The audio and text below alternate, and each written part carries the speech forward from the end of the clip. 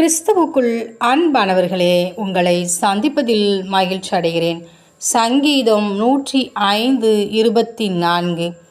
அவர் தம்முடைய ஜனங்களை மிகவும் பலுக பண்ணி அவர்களுடைய சத்துருக்களை பார்க்கிலும் அவர்களை பலவான்களாக்கினார். மாணவர்களே, நம் தேவனாகிய கர்த்தர் நம்முடைய பலுகு பெருக பண்ணுகிற நம் தேவனாயிருக்கிறார்.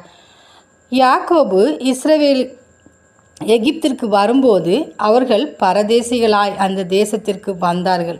அவர்கள் 70 பேராய் வந்தார்கள். ஆனால் அவர்களை கானான் தேசத்துக்கு புறப்பட பண்ணின போது 6 லட்சம் புருஷர்கள் மாத்திரம் இருந்தார்கள் என்று சொல்லப்பட்டிருக்கிறது.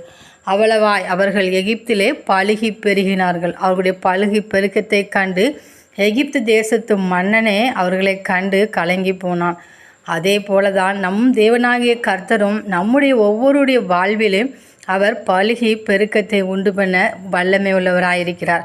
நாம் அவருடைய பிள்ளைகளாகவும் அவருடைய சொந்த ஜனங்களாகவும் நாம் மாறும்போது நம் வாழ்வில் இருக்கிற தடைகளை மாற்றி தேவனாகிய கர்த்தர் நமக்கும் அவர் பெருக்கமான ஆசீர்வாதங்களை அவர் கட்டளையிட்டு தருவார்.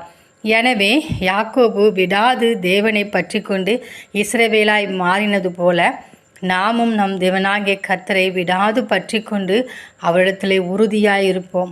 அப்பொழுது தேவன் நம்மையும் நம் சந்ததியையும் பலுகி பெருக பண்ணி இந்த பூமியிலே நிரப்பி ஆசீர்வாதத்தினால் நிரப்புவார். அந்த தேவனின் அன்பு கரங்களை நாம் பற்றி கொண்டு அவரோடு கூட வாழ்வோம். ஆமேன்.